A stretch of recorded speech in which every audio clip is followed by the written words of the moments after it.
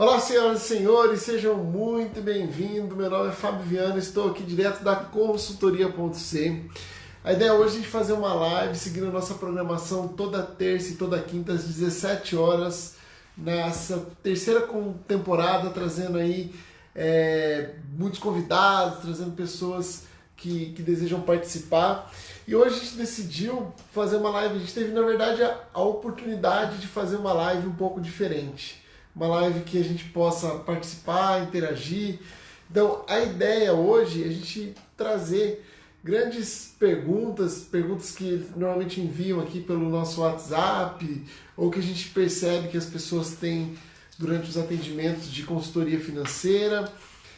Se você quiser entrar ao vivo, participar, fazer a pergunta, interagir comigo, fica muito à vontade, é só solicitar aí. Nós teremos também a presença ilustríssima do nosso economista Márcio Nami.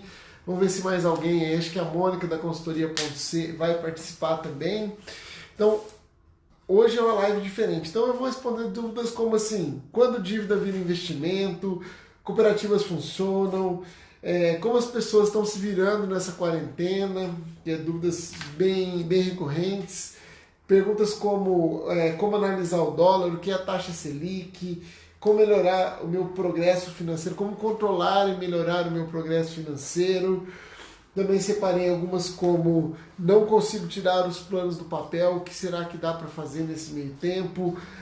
Gasto dinheiro que vem, guardo dinheiro e aí sempre aparece alguma coisa. O que será que está acontecendo comigo? O que será que eu posso fazer para melhorar e projetar isso? Então eu vou escolhendo aqui algumas perguntas e você que está nos ouvindo, participando aí, também pode deixar sua pergunta no feed ou entrar ao vivo com a gente.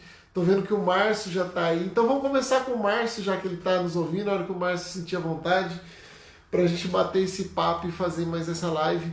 Lembrando que é sempre de terça e quinta que a gente consegue fazer essa programação. A gente dedicou, foi uma oportunidade que surgiu aí com essas quarentenas.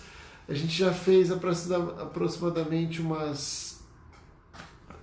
eu não vou perder a conta, mas acho que já passou de umas 40 lives. Está tudo lá no nosso YouTube, nosso canal do YouTube, está também no nosso Facebook.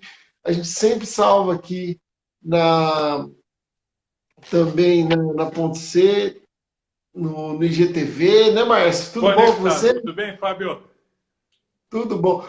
Parece que a gente combinou o cenário, né? Mas você está numa sala, eu estou na outra hoje. Quase igual, quase igual. E aí, como é que você está? Tudo em paz? Beleza, tudo em paz. Vamos falar de dinheiro, não? Vamos falar de dinheiro, vamos falar de prosperidade, vamos falar de abundância, de prosperidade, que é coisa que a gente gosta Show. e coisa que a gente se propõe, transformações que a gente se propõe a fazer na vida dos nossos clientes, dos nossos mentorados. Márcio, obrigado pelo seu tempo. E eu vou começar aqui trazendo algumas questões. Hoje é uma live livre. Já falei, estou convidando a galera que quiser deixar a questão, quem quiser entrar ao vivo também, como você está fazendo aí com a gente. Cara, tem coisa que a gente sempre acaba recebendo aqui, que é muito recorrente, então é legal de registrar tudo numa live só e fazer esse apanhadão das perguntas.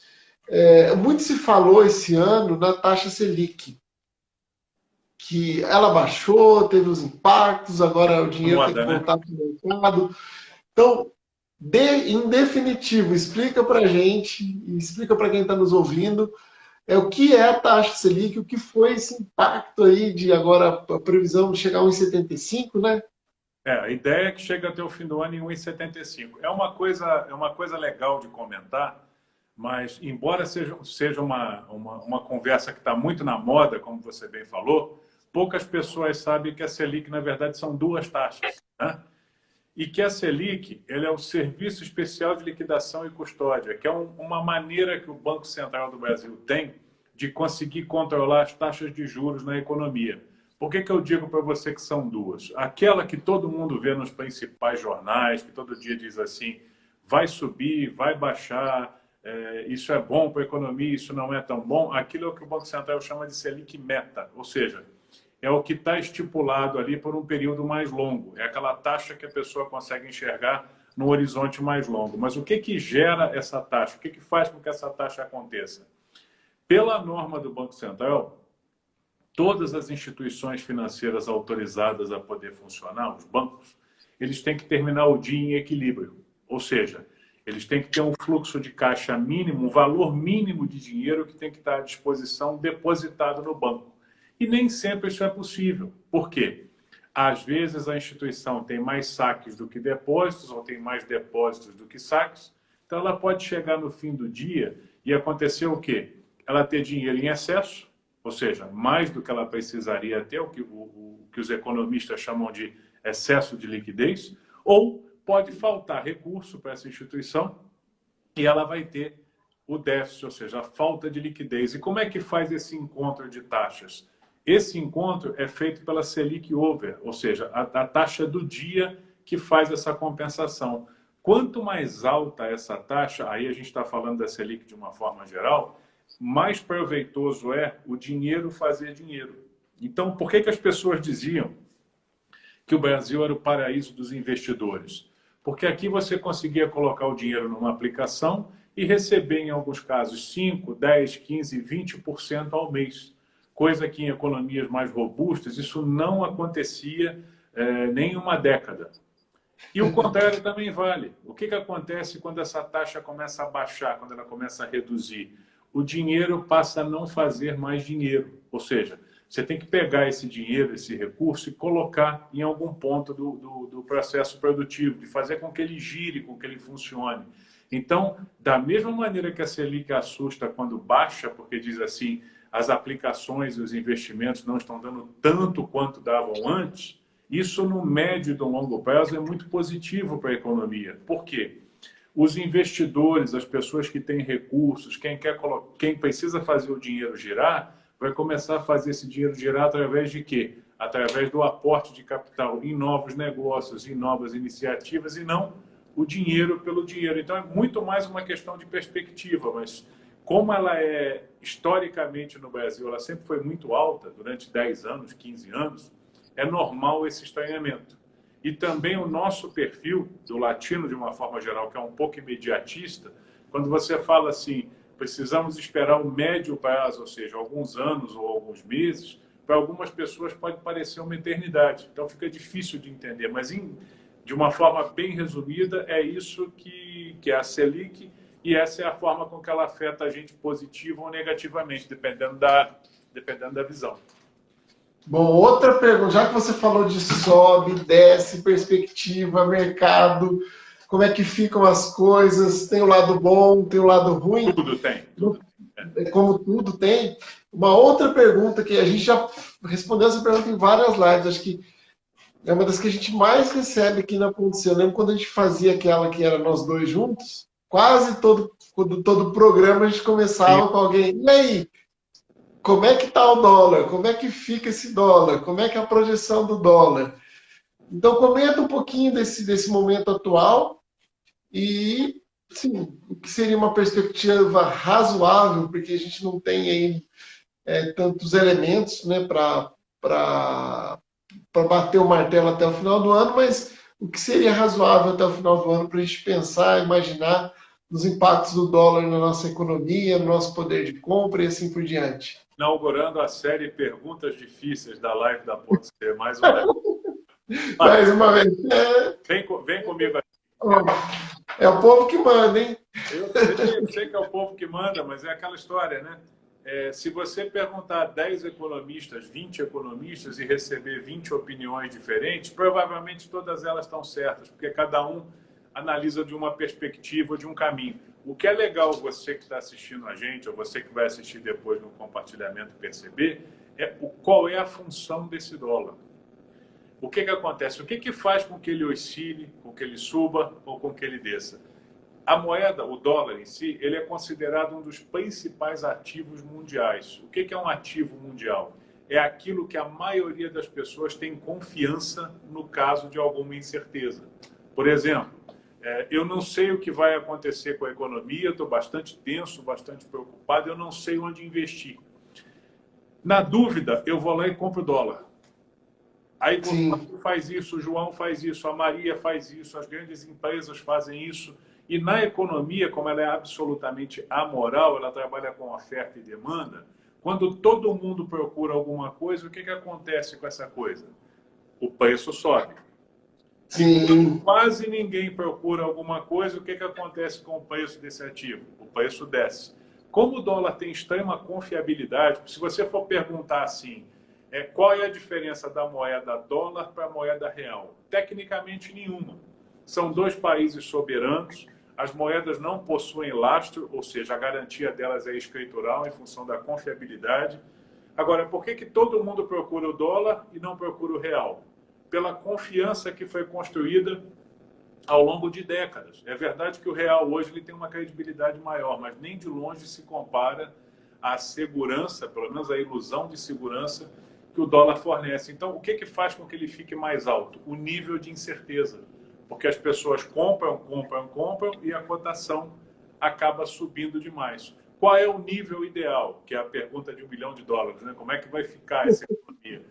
A hora que as coisas se estabilizarem e as pessoas conseguirem enxergar um horizonte mais longo, vai acontecer com o dólar o seguinte: as pessoas tiram o dinheiro dessa aplicação, desse recurso, e passam a colocar dentro do processo produtivo.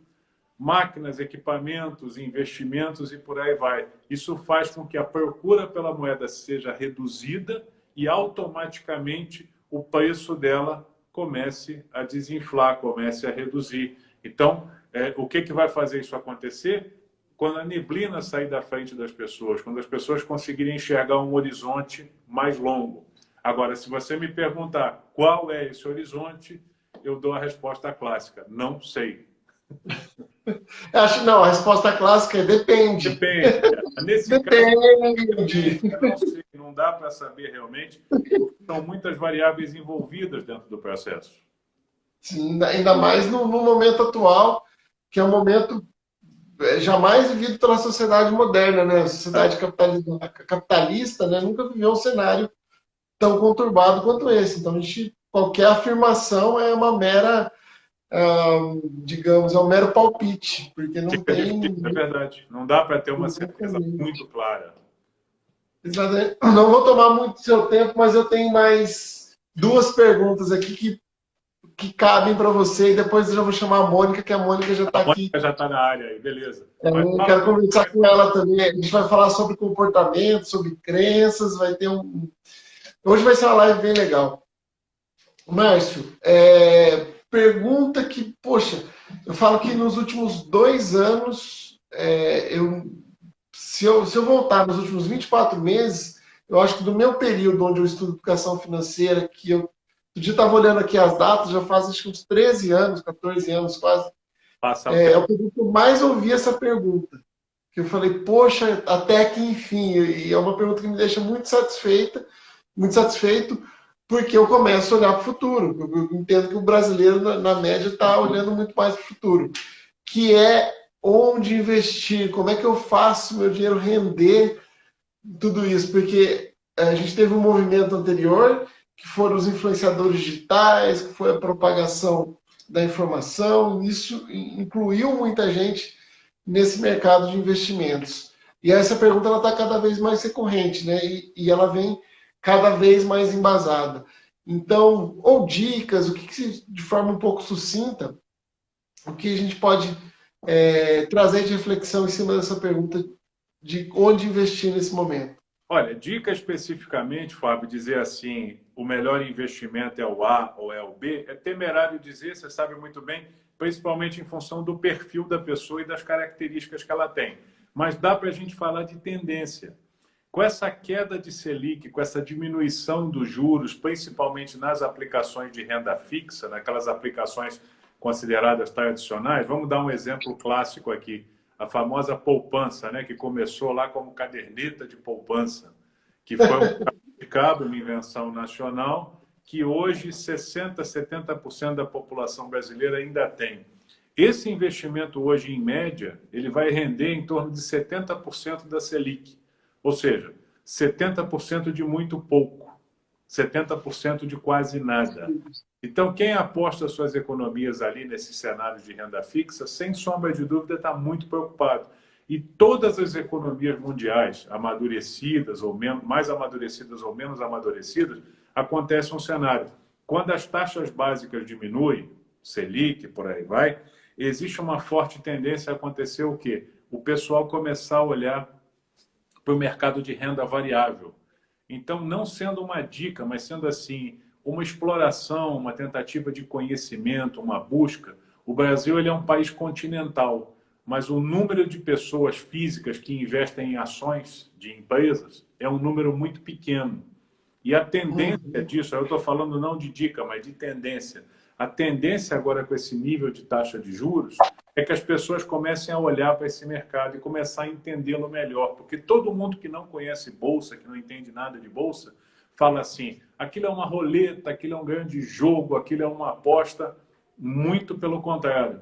Então, a ideia para desmistificar isso é pensar o seguinte, quando eu estou comprando um título, quando eu estou comprando uma ação, eu não estou apostando em absolutamente nada. Isso é uma maneira de se ver, mas pensa assim comigo, eu estou me tornando sócio de um empreendimento.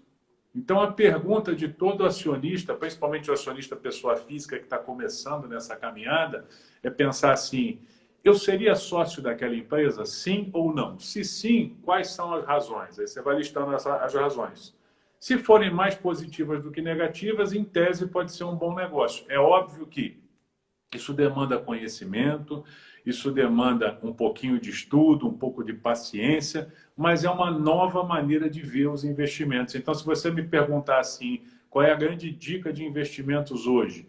É a nossa capacidade que tem que ser maior de enxergar outros ângulos ou outras perspectivas. E como o mercado de renda variável é muito pouco conhecido e pouco explorado no Brasil, eu vejo como a bola da vez aí da economia nos próximos meses e, por que não dizer, nos próximos anos. É isso aí. Conhecimento sempre é... Vovô já falava isso, né?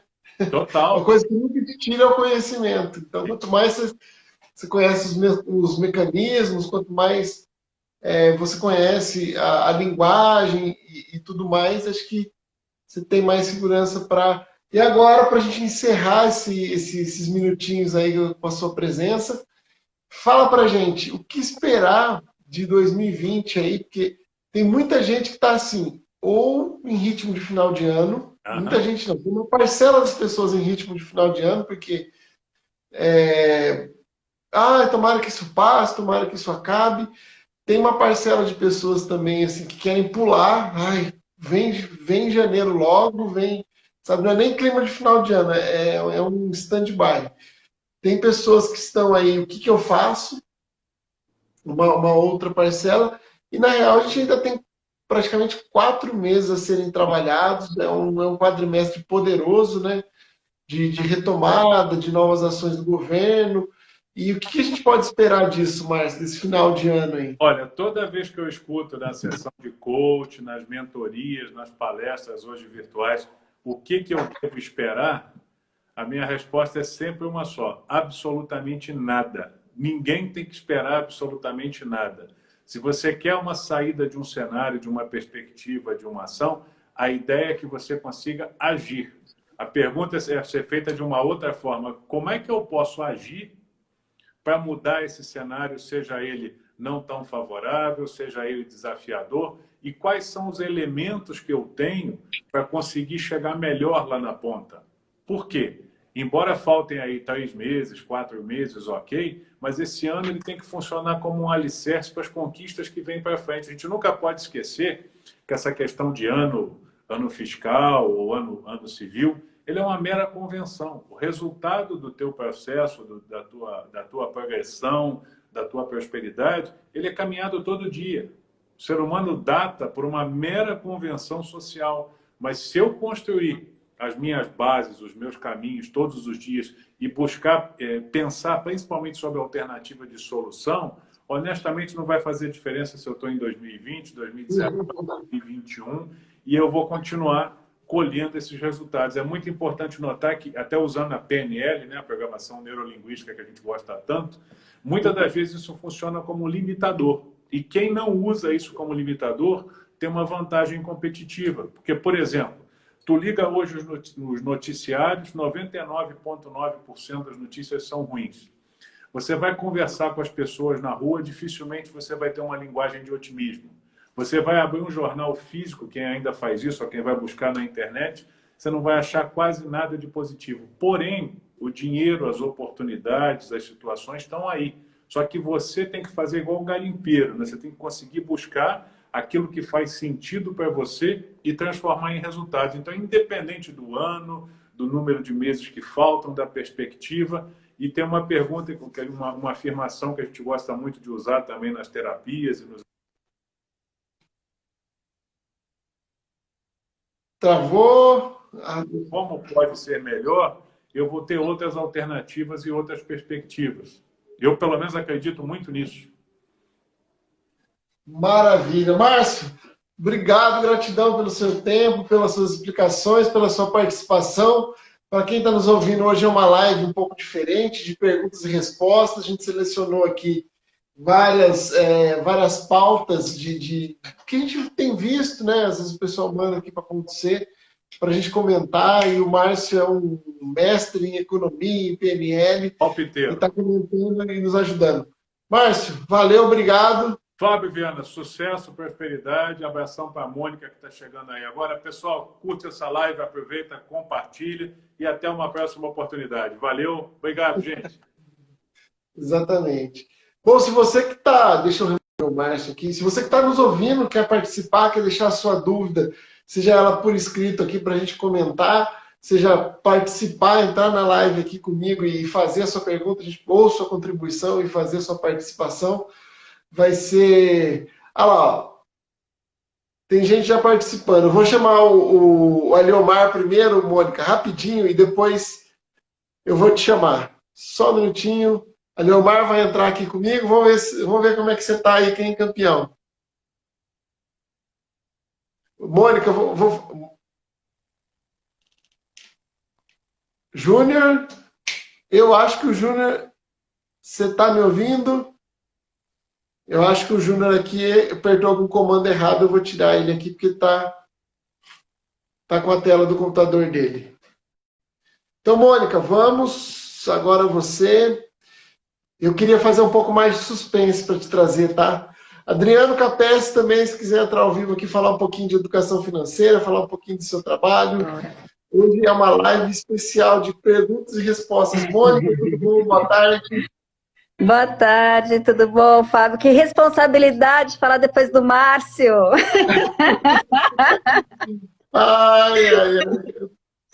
É sempre bom ouvir os insights dele, né, Mônica? Muito bom, muito bom. E tem uma clareza, né, que é impressionante. A maneira como ele explica, como ele fala, realmente é singular. Eu gosto muito do jeito que ele explica, do jeito que ele fala. Que bom, né? Mas sempre contribuição.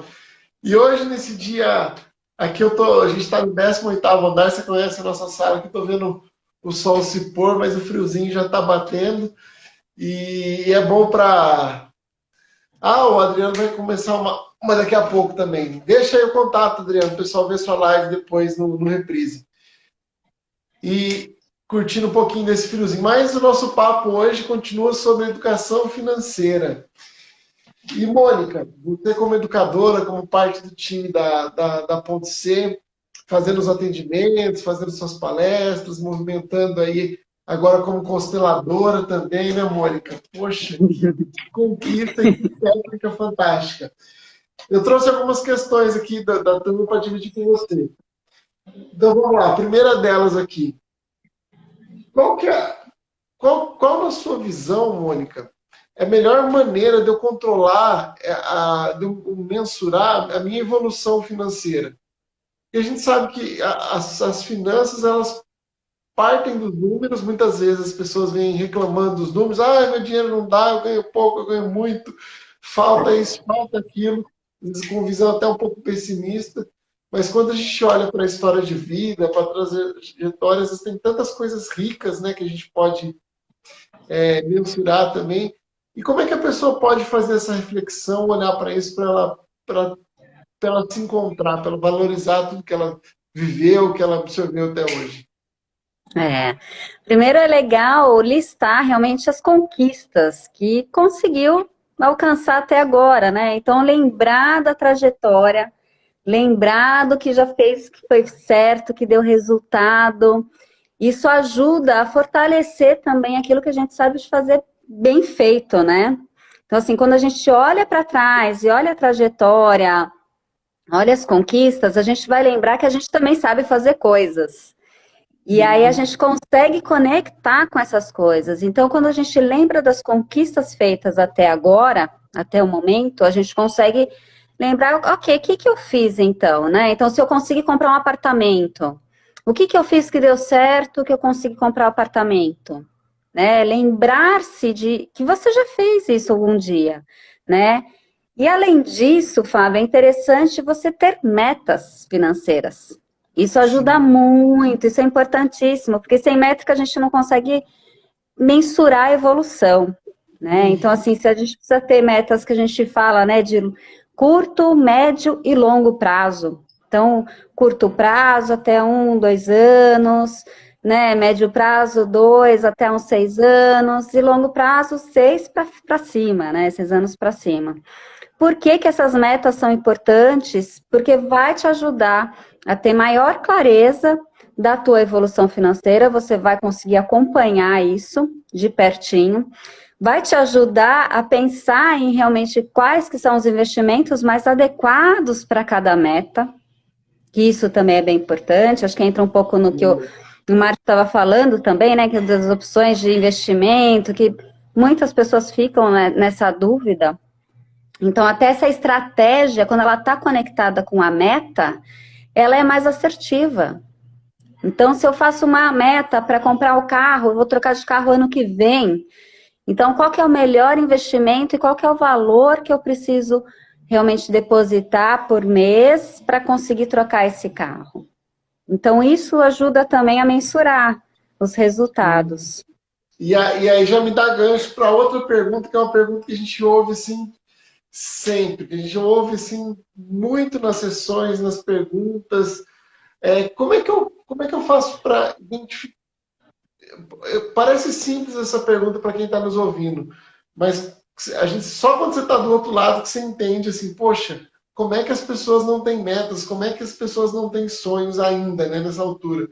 Então, como é que eu faço para identificar e para escolher bons sonhos?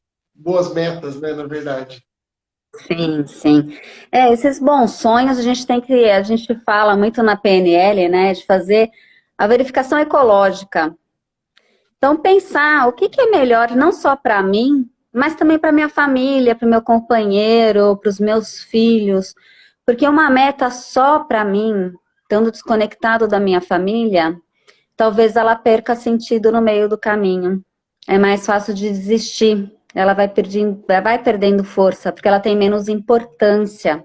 Então, é importante conectar esses sonhos e essas metas aos nossos valores, aquilo que é importante para a gente.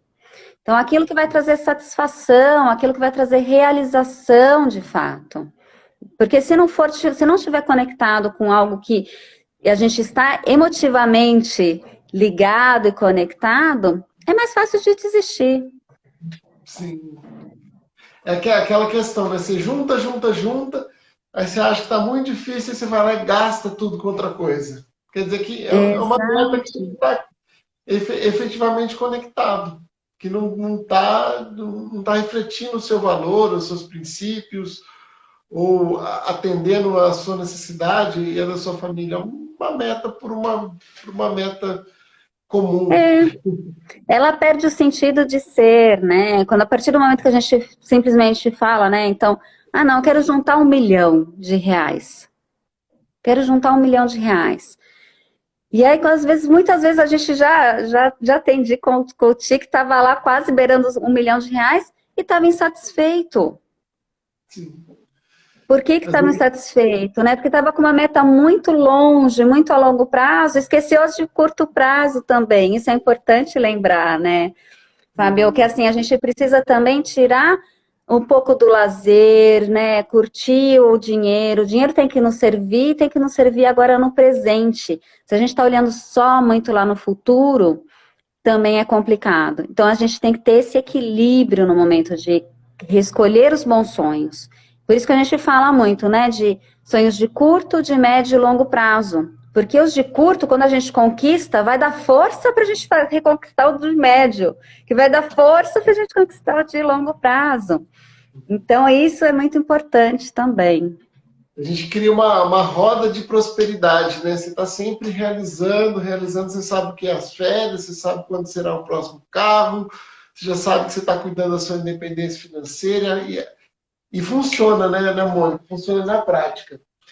Funciona. E aí, vamos dar gancho também para a nossa próxima pergunta aqui, que é a questão de como eu posso fazer, né? Eu sei que isso é um caminho longo, às vezes a gente leva 1, 2, 3, 5 sessões para tirar o coach dessa inércia e colocar ele em movimento, em prosperidade. Mas como é que é possível, né, a gente melhorar a educação financeira de uma forma mais sucinta, de uma forma mais macro? Algumas dicas aí que você tem dado. Primeira dica que eu dou é parar para olhar. Eu vejo muita gente com receio, com medo de olhar para o financeiro. Então, o primeiro passo é colocar na agenda mesmo. Então, uma vez por semana, eu vou olhar para o meu financeiro como se fosse um compromisso. É um compromisso que você está, assim, né? Você está realizando com você mesmo, né? Para você ter uma vida mais próspera, uma vida com mais satisfação, né? Então, é importante parar para pensar sobre isso, né? Então, primeiro qual que é o objetivo de olhar para esse financeiro, né? Então, eu preciso olhar, primeiro, de onde que tá vindo o dinheiro e para onde está indo. Então, eu preciso controlar isso. Eu preciso ter esse equilíbrio na balança. Então, se eu estou gastando mais do que eu estou ganhando, eu preciso ou ganhar mais ou diminuir meus gastos. Exatamente. Né? Então, esse é o primeiro passo, saber de onde vem o dinheiro e para onde está indo. E aí, hoje em dia, a gente tem, né, muitos recursos, a gente tem planilhas, a gente tem aplicativos. Então, assim, a gente aconselha que a pessoa faça da maneira que ela se sentir mais confortável. Porque se uma pessoa que não gosta de mexer no Excel vai querer mexer no Excel, aquilo vai ser muito sofrido, vai ser dolorido, não sei fazer, não quero fazer, fica chato, né? Ela precisa desenvolver uma outra competência e aí, ao invés dela ter um desafio, ela tem dois, né, Mônica? Exato. Lá na finança ainda aprendeu o diacho do Excel. Que eu Exato. Mas eu adoro papel e caneta também, eu não troco meu papel e Eu caneta. adoro Excel também, eu sou suspeita porque eu não funciono sem Excel, eu gosto do Excel. Para mim, eu acho melhor do que aplicativo, mas aí cada um é cada um, né? Mas, e além de olhar para esse financeiro, é importante olhar para os sonhos, para as metas, porque aí vai casar. Porque aí o que é importante? Entender essa balança financeira, esse fluxo financeiro, para onde está indo o dinheiro, e aí começar a se pagar primeiro. E é isso que a gente fala, né, Fábio? É importante a gente começar a pagar primeiro antes de pagar as contas. Né? É melhor receber juros do que pagar juros. Exatamente.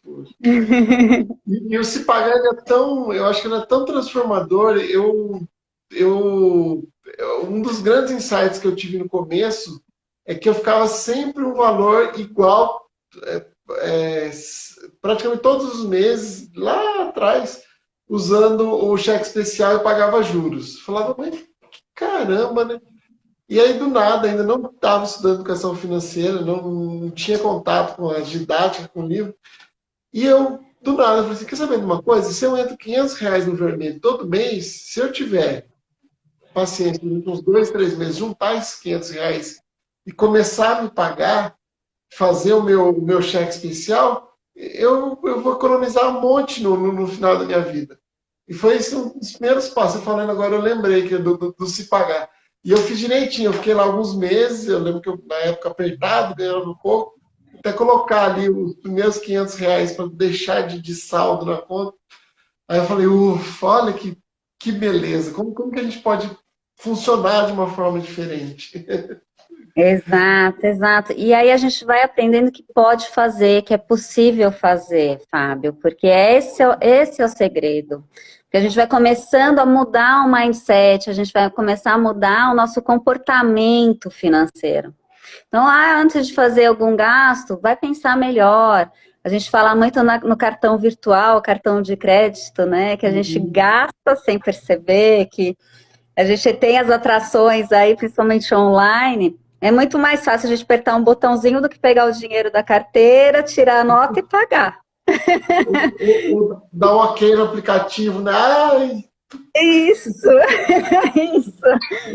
Então, isso, assim, a gente fala até para quando for fazer, né, pensar sobre isso, pensar se realmente precisa fazer esse gasto, se realmente faz sentido fazer aquele gasto. E lembrar daquelas metas. você já está antecipando minha próxima pergunta aqui, que eu estou olhando na minha folhinha, que é a questão de gastar com consciência, porque eu vejo que muitas pessoas se bloqueiam para uma sessão de coach financeiro, uma terapia financeira ou uma mentoria, porque acha que o consultor ou o especialista vai dar de dedo, né?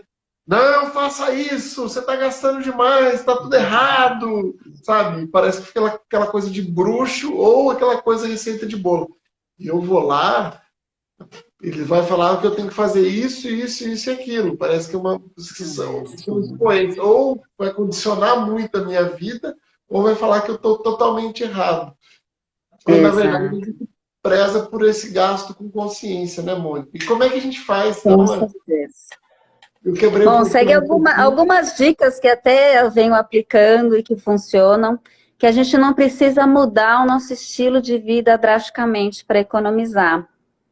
Então, se a gente começa a pensar um pouquinho nos gastos que a gente está fazendo, então vai fazer um supermercado, faça com mais consciência, elabore com antecedência uma lista, pense no que realmente vai consumir, se você vai fazer de 15 em 15 dias, se vai fazer a compra mensal, né? Pensar nos produtos, marcas, utilização de produto também é importante.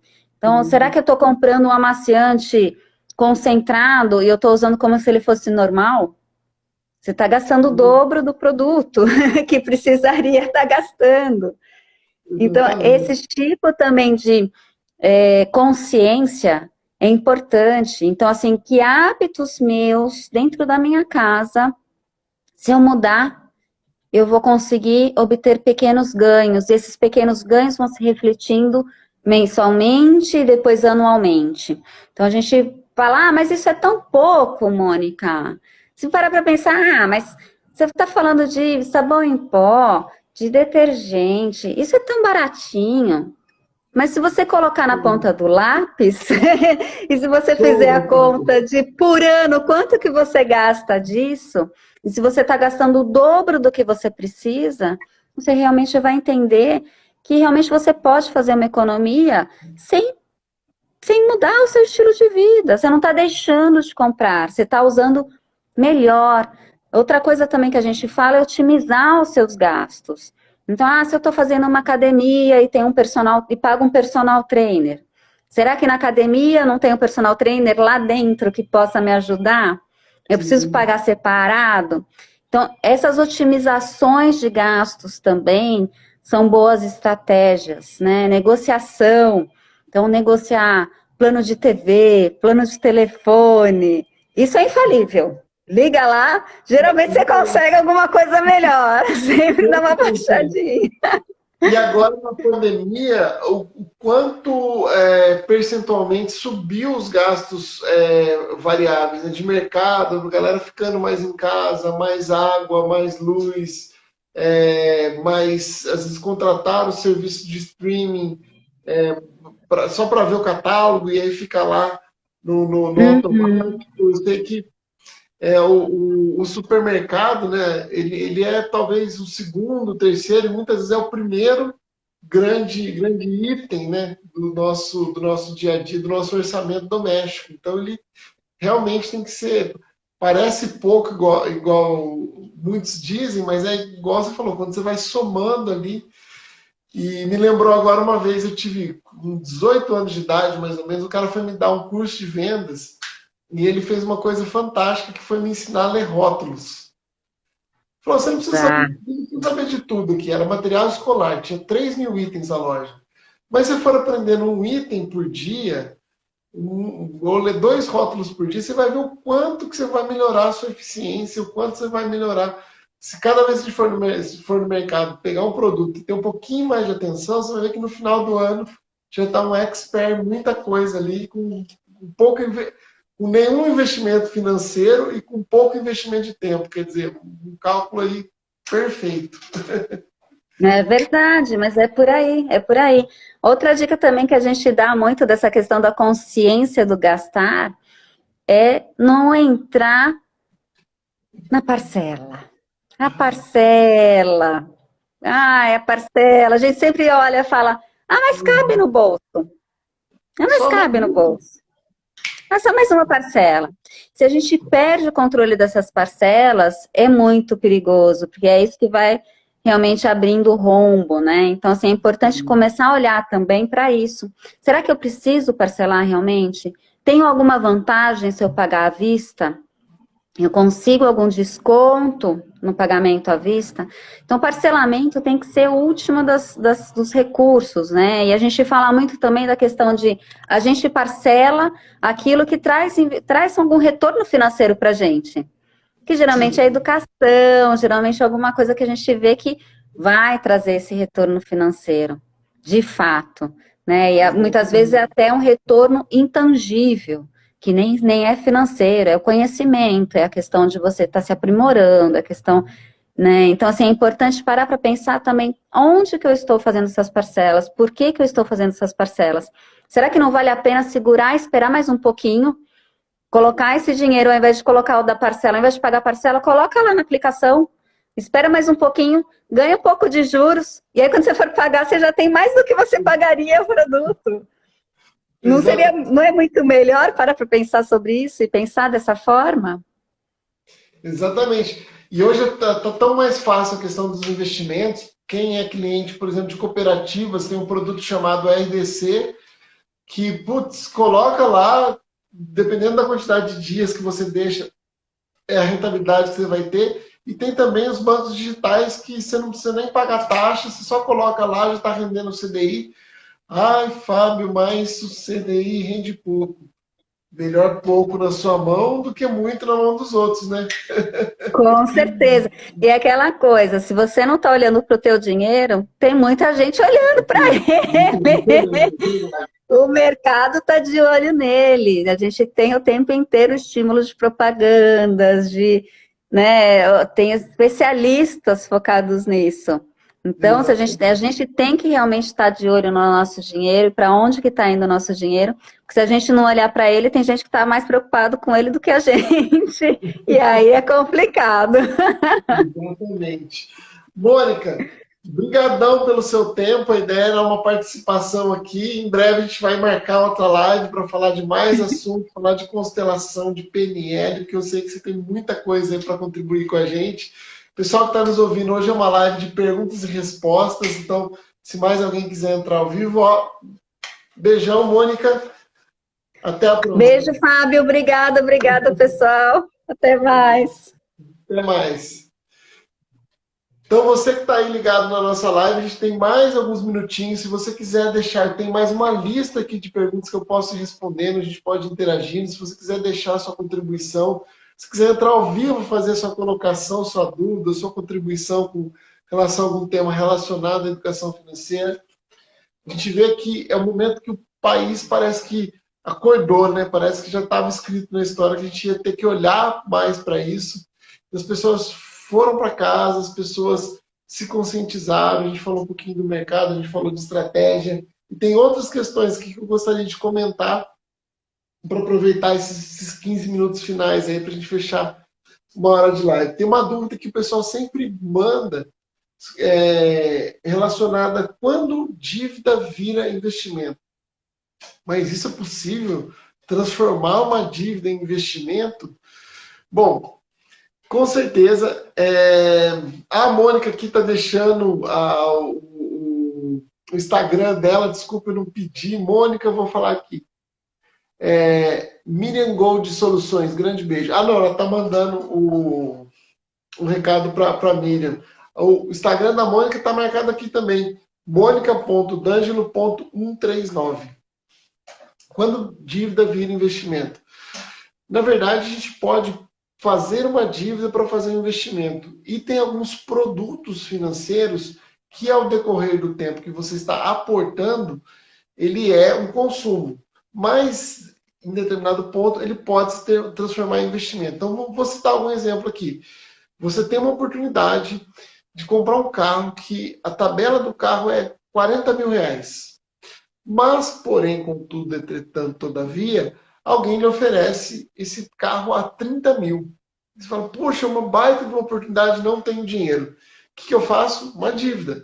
Eu vou lá, pego 30 mil reais no meu banco, na minha cooperativa, quito esse carro, libero esse carro, esse valor para essa pessoa, esse valor vai fazer bem para essa pessoa, que ela está precisando, que ela vai desenrolar algum outro negócio, você não está enganando ninguém, não é nada ilícito. E você fica com esse carro e você começa a oferecer ele pelo valor de tabela. Então você está fazendo investimento, você tem uma dívida, mas quando você executa esse carro, você vende ele, talvez não o preço da tabela, que seja os 40 mil, você vendeu ali por 37, 36 mil reais, você criou uma segunda oportunidade, essa dívida se tornou um investimento. Eu tenho que pagar o meu capital principal e eu tenho que executar. Por exemplo, consórcio. As pessoas falam que consórcio é investimento. Ele é consumo, porque eu vou pagando esse consórcio. Vamos supor que você fez uma carta de crédito de imóvel de 200 mil reais. E você está pagando essa carta de crédito. Enquanto você está pagando, ele é uma dívida. O ideal é que você comece e vá até o final. Mas vamos supor que depois da 10ª parcela você foi contemplado e hoje você tem esse direito de um financiamento a 200 mil reais. A gente sabe que o consórcio ele tem uma taxa, ele tem uma performance enquanto você pegar esse dinheiro emprestado mais interessante que o financiamento. Então você pode vender a sua carta de crédito para uma outra pessoa que talvez vai te pagar ali uns 5, 6, 7 mil reais a mais. Isso acontece muito. Então, o que era uma dívida, você foi contemplado, se tornou um investimento e você passando essa carta para frente, você revendendo ela. Existem planos, existem consórcios específicos que fazem isso, não são todos, né? Cada produto, cada instituição tem a regra do jogo. Então, aí é uma dívida que se torna investimento. Você tem a dívida e ter dívidas, né? Que é uma outra dúvida aqui. Pessoas às vezes falam assim, eu não sou endividado. Ter dívidas e ser endividado é bem diferente. Eu tenho dívidas quando eu uso esse dinheiro virtual para fazer as minhas negociações, para girar alguma questão. Então eu tenho ali para fazer alguma aquisição, realizar sonho, às vezes eu compro uma viagem à vista um ano antes e pago muito mais barato pegando esse dinheiro numa instituição financeira do que financiando direto com a agência. Talvez a agência me dê ali 10, 15, 20, 30%. Então eu faço uma jogada financeira. Eu até teria esse dinheiro para pagar, mas eu financio porque a taxa da instituição potencialmente é mais barata, da instituição financeira, do que da agência. Então eu estou trocando, estou fazendo o dinheiro girar de uma forma diferente para que eu consiga ter acesso e eficiência financeira. Pois bem, eu fiz ali uma dívida. Eu comprei um videogame, eu comprei um carro, eu fiz uma dívida, mas essa dívida cabe no meu bolso. Tem um índice indicado aí pelo Banco Central, enfim, por alguma instituição que a gente pode, até 30% da renda, ter ali alguns comprometimentos em termos de parcelas. Então, e aí, nesse ponto, né, que eu estou usando o boleto, que eu estou usando o cartão, eu tenho dívidas, mas não estou endividado. Quando eu ultrapasso o limite da minha capacidade econômica, aí eu estou endividado. Quando eu começo a atrasar, quando eu faço dívida para pagar dívida, quando eu não consigo mais arcar com essas parcelas, aí sim eu estou endividado. Então tem uma diferença grande. Eu posso usar esse dinheiro a meu favor, eu posso usar ele contra. Como cooperativas funcionam? Isso também é uma dúvida que eu ouço de forma recorrente. Uma cooperativa é uma instituição financeira que não visa lucro. É uma instituição financeira que visa resultado e que tem uma capacidade distributiva, ou seja, todos os sócios associados são cooperados, eles fazem parte da formação desse fundo, né, que a cooperativa usa para emprestar, para gerir seu patrimônio, para ser o seu laço de crédito. Então, supor 20 mil pessoas depositam R$ 1. Então, a gente tem uma cooperativa com 20 mil reais de fundo. Só que a maioria das cooperativas, elas partem do princípio que é legal a gente continuar fazendo esse tipo de investimento. Então, esse valor ele vai se multiplicando com o tempo. Se alguma dessas pessoas, dessas 20 mil pessoas, precisam de um dinheiro, sei lá, R$ 200, R$ 300, a própria cooperativa vai, ok, você tem capacidade de pagar, eu vou aqui te dar R$ 200, R$ 500, R$ 1.000, de acordo com a política de crédito, e com esse valor, você utilizando esse valor, você vai pagar uma taxa de juros que é potencialmente menor do que uma instituição financeira tradicional. Então, o mecanismo é esse. Mas aí se multiplica, né? O cooperativismo no Brasil tem mais de 100 anos, as cooperativas têm milhões de associados. A gente pode considerar a cooperativa hoje a quinta maior instituição financeira do Brasil, se fosse juntar todas essas cooperativas. Então, ela tem todas as linhas e todos os produtos e funcionam muito bem. Uma outra dúvida, até eu digitei na internet isso, se os bancos são vilões. Poxa, Fábio, você falou das cooperativas, falou bem, vai falar mal dos bancos? Não. Eu acho que todo agente financeiro ele tem o seu papel e vai atender o seu nicho, vai atender a sua perspectiva. Então eu preciso, primeiro, para escolher o meu agente econômico, eu preciso entender o meu perfil e as minhas possibilidades. Então, se eu tenho uma empresa, um CNPJ, eu vou ter uma instituição financeira que vai me atender melhor nesse quesito. Se eu sou um funcionário público, se eu tenho uma cooperativa dentro da minha instituição, talvez essa cooperativa ou essa instituição financeira, ela vai te atender. Então, os bancos, eles cumprem um papel importante, determinante na economia. Eles são um instrumento, né, de distribuição e de gerenciamento dessa riqueza. Então, eu vejo assim que vai depender muito da sua proposta de vida e do seu perfil. Se o seu perfil está mais adequado ao banco A, ao banco B ou a qualquer outro tipo de instituição, eu tenho que chegar e eu não posso me fazer de vítima. Eu preciso entender como é que aquela instituição ganha, porque todas elas têm benefícios e também que são competitivos e tem outros produtos que talvez não sejam tão apropriados. Cabe a você, né? A gente falou no começo da live com o Márcio, ter ali a sua voz de comando, o seu perfil e saber o que realmente importa. Uma outra dúvida que o pessoal fala, eu estou falando rápido porque eu quero realmente aproveitar esses 15 minutos e a lista é grande. Se vocês quiserem fazer as suas contribuições, ou até mesmo entrar ao vivo aqui, eu estou à disposição para vocês perguntarem e fazer as intervenções aí. Outra dúvida, ufa!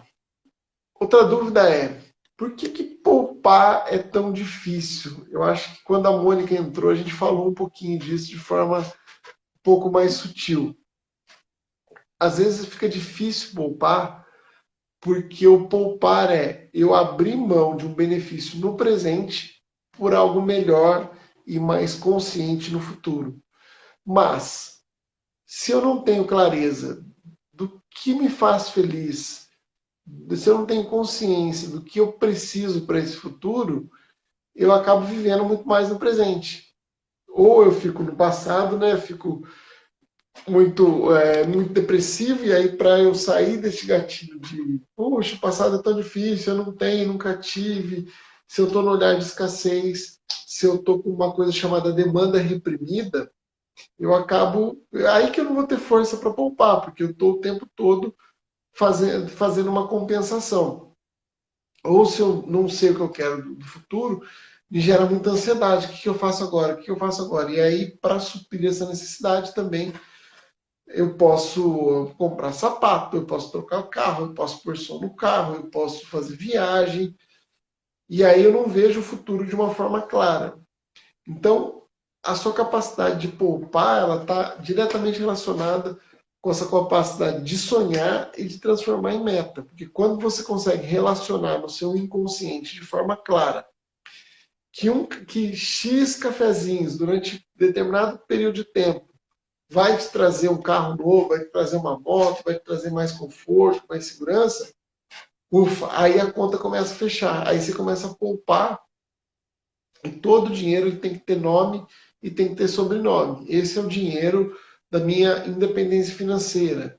Este é o dinheiro das minhas férias. Esse é o dinheiro. Porque aí você também não tira esse dinheiro. Porque é uma coisa que as pessoas explicavam. Uma das questões aqui era essa. Pô, eu guardo e depois eu vou lá e gasto. Eu guardo, vou lá e depois eu gasto. É porque você ainda não criou essa conexão com o que você realmente quer. Isso independe de quanto você ganha, independe da sua classe social, independe de quanto dinheiro você gerencia efetivamente. Por quê? Existe um dos segredos, né, das mentes milionárias, é que as pessoas, as poupadoras, depois os investidores e os realizadores, eles têm capacidade de ver o dinheiro antes do dinheiro. Então, mesmo que hoje seja 5, 10, 20 reais, tá ok, tá tudo bem. É o que dá para fazer hoje. E você se acostuma com esse valor. De repente você fala assim, poxa, dá para ir para 50. E aí você começa a trabalhar com 50 de aporte, de investimentos. E de repente você vê, poxa, deixa eu fazer aqui uma renda extra. E você faz uma renda extra e você já vai direcionar para esse seu investimento. Talvez dela mais 500 por mês, mais 600 por mês, durante o tempo que essa renda extra rodar. De repente tem uma oportunidade de fazer um bico, de fazer alguma coisa. Se você tem esse filtro aberto, do que você realmente quer, do que você realmente precisa, de quais são os seus valores, a gente falou disso com a Mônica, fica muito mais leve, fica muito mais fácil. Eu não estou trocando só o meu tempo pelo dinheiro. Eu estou usando esse tempo disponível para as minhas realizações, para os meus sonhos, para os meus desejos, e eles vão sair do papel. Então, essa capacidade econômica, ela se torna muito melhor. Não necessariamente eu preciso o tempo todo estar pensando em reduzir o quanto eu gasto, né? Baixando o meu... Porque você reduz até um certo limite e depois você tem que cortar muito benefício, tem que abrir mão de muitas coisas para eu poder investir e realizar esse sonho. Então, se eu não estou muito afim, se eu quero manter o meu estilo, se eu quero manter o meu padrão, ok, então eu vou pensar em fazer nova renda, em potencializar essa poupança. Você vê que é um jogo que ele começa como aquele floco de neve no começo da montanha, e ele vai descendo, as coisas vão se encaixando, vão fazendo mais sentido, esse seu apetite pelas finanças ele vai aumentando também, e quando você vê, poxa, tá ali, e as coisas estão rolando, e os sonhos estão acontecendo. O que mais? Outra pergunta, fico rico investindo? Essa é uma pergunta também. Deveria ter feito essa pergunta para o Márcio, agora já está encerrando, mas sim, vírgula. Primeiro você fica rico trabalhando, depois que esses investimentos vão ganhando corpo, vão ganhando história, vão ganhando robustez para que ele tenha um volume grande e esse percentual que você está embolsando seja um percentual de riqueza, seja um percentual considerável. Então, eu não é só investir, como eu vejo uma boa parte das pessoas fazendo. Pô, Fábio, eu sou investidor, coloquei 5 mil aqui, coloquei 10 mil ali, coloquei mais 3 mil ali. Não, não é isso. Você até investiu, mas você precisa retroalimentar, você precisa alimentar esse sistema de investimento de forma coerente. Tem uma regrinha que a gente fala nos investimentos, que é a regrinha dos 50, 30, 20. 50% da sua receita você destina para o seu padrão de vida, para o seu padrão de vida. 30% para suas despesas extras e para o seu lazer. E 20% você vai retroalimentando esses investimentos. Bom, tinha muito mais coisas para falar, tinha muito mais questões, não consegui responder todas aqui que eu separei.